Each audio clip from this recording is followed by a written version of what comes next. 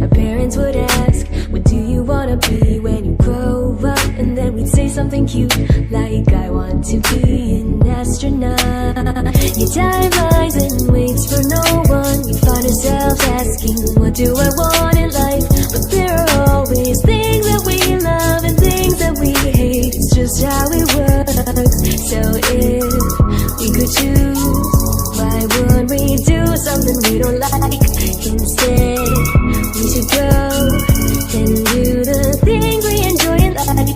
Cause then, when we're old, we can look back and remember that this is how we all found ourselves and move onwards.